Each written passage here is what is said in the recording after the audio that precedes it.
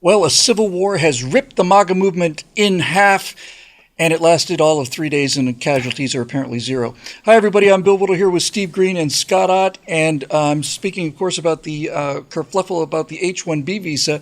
That story is pretty much over as we record this, but there's something that two aspects of this that I find really interesting. One of them is, oh, by the way, I'm Bill Whittle here with Steve Green and Scott Ott. One of the things, guys, that I found interesting about this was how people went into this fight and how they immediately ramped up the emotion because they were looking at the same thing from different sides. That to me I'm more interested, like I said, the story essentially is over, but the lessons that we can learn from it, I think, are really fresh. So, Scott, let's start with you.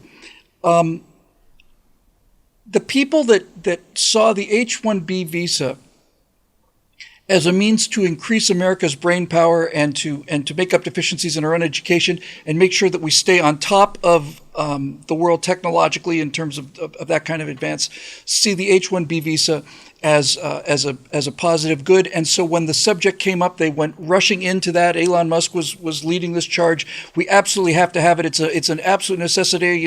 This is a hill I'm going to die on, and immediately turn the emotions up to 11 because they feel very strongly it's a good thing.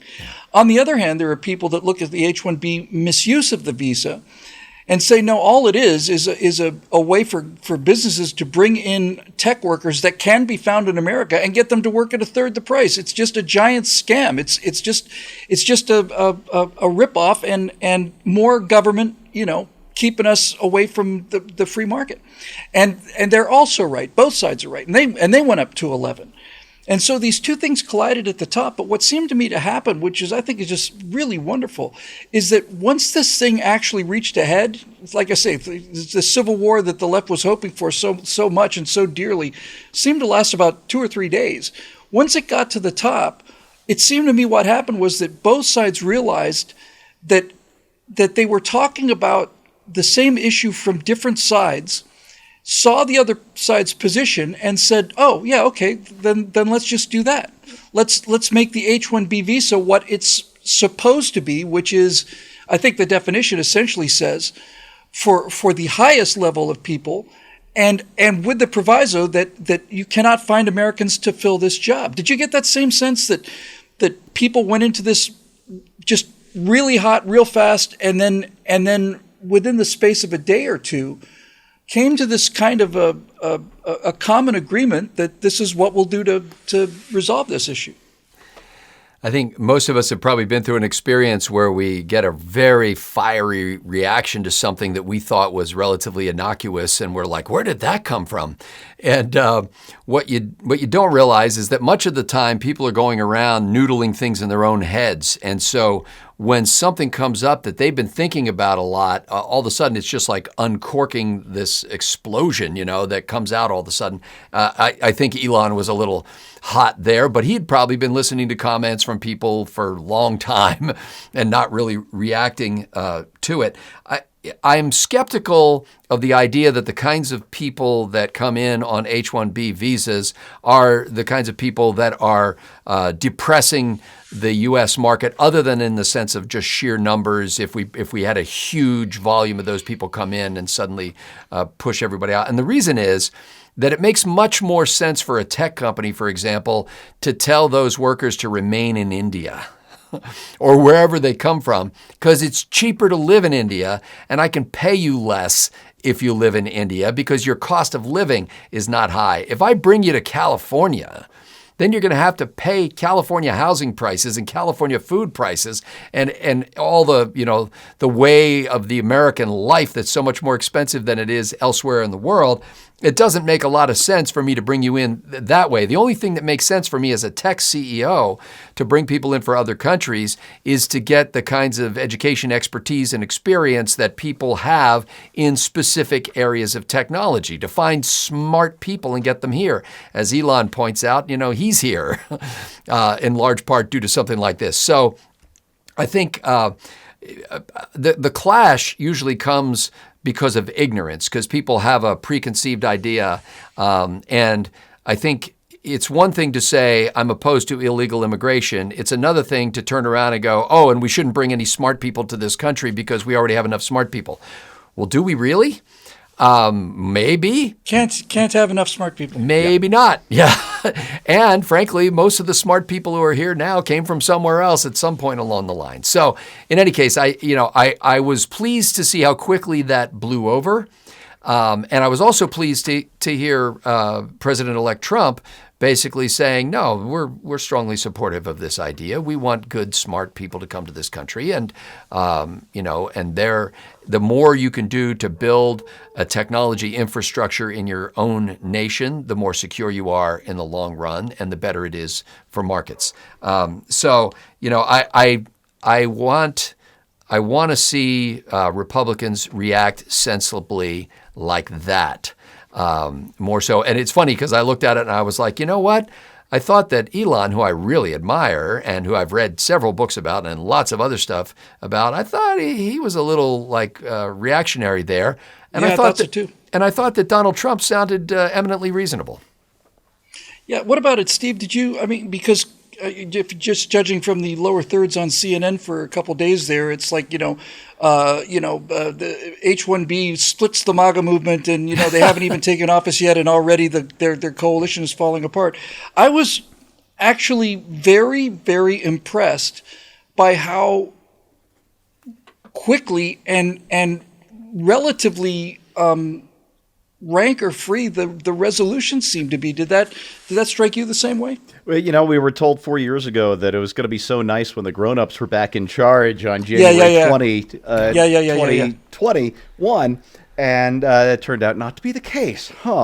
And now, of course, we're maybe getting some grown-ups back in charge. It'll be very, very nice. I just want to say first, the H-1B program, I think we need it. There's nothing better than skimming the cream off of other countries'. No, yes, we want that. On the other hand, it does need reform. It's just been abused and stretched all out of shape, and let's reform it. Let's fix it. And the same thing with the student visa program. I can't remember, N1 or something, whatever that one's called. It's been abused. They all sound like viruses. Yeah, it's the H1N1 visa. Yeah, it's just let's fix these, please. Let's end the abuse. But yeah. Take other countries' best students. Take other countries' best engineers, please. That's been our history. If you want to know one of the reasons why Europe has become so is because we started taking their best people 400 years ago, and we're still doing it. It's great. Anyway, that said, some of the heat was manufactured as an open platform. Once again, X, formerly Twitter, has a bot problem. There's this one of those things where there's no real solution. You just got to try and manage it as best you can. Apparently, when the issue sort of cropped up, whether or not it was even organic is up for debate. But when the H1B visa issue cropped up, I think it was on Christmas Eve day, bot swarms came in and turned up the heat. And what I thought was ironic about that is Musk, who owns the platform and probably understands it better than some of his own engineers who, probably got here on a corruption of the H-1B visa program. I kid. Maybe I don't. Elon Musk was one of the people who allowed the heat to get to him. But in the end, these bot swarms, they fall off because there's only so much heat you can generate on a platform like that. And one of the things you left out, Bill, is that the entire war, aside from some skirmishes on CNN or Fox that hardly anybody watches anymore, at least CNN, is it almost entirely took place in the virtual realm on X. Free speech at its best, Yes, and I think that's marketplace of ideas. Yes, and I think that's why it also came off a boil so quickly, is once the bot swarms died down and people actually started talking to each other, which you can do now, or again, on X, because it's an open platform again, people came to an agreement pretty darn quickly. Elon's temper simmered. Trump got to be the statesman. And we're going to see more of this. I remember when the big worry of the moment was that Twitter DMs, direct messages, had enabled flash mobs, right? Where the message would go out Everybody's going to hit this target. And sure enough, they pick that target dry in like 10 minutes. And, oh, no, we need to do something. We need to ban something, whatever. Now, a target needs better security. But what we're seeing instead, now that it's an open platform again, is flash debates. This is great. This is a great. rapid collection, assimilation, sorting, and reaggregation or dissemination, I should say, of information, and at rapid speed, 24 hours, 48 hours, 72 hours, whatever it takes. It all comes to a boil very quickly, and well, the mixed metaphor is that the stew is made that fast. And then we can go back until the next one comes up, and I can't wait to see what it is, and I can't wait to see the resolution. Yeah, because things happen so fast, and the formerly mainstream media, which is now simply dinosaur media that nobody pays attention to, Yeah, CNN talks about what's on Twitter. That's right. But they couldn't maintain the narrative because they weren't the source of the narrative. The narrative was happening over on X. CNN couldn't turn this into this ongoing civil war and make this story last for 2 months because they had nothing to do with the story. They were just outside the loop completely. I think it's a whole nother world. We are the media now. He's absolutely right. Yep. There is one thing that went unsaid, I thought, during this debate, and I think it's an important part of it because, I'm so pro-immigrant. I married one who's not an immigrant anymore. He's a U.S. citizen now, as American as any of us. But the one thing that I'd just like to state clearly is I don't want a country filled with Chinese and Indian engineers. I want a country filled with American engineers who come from China and India.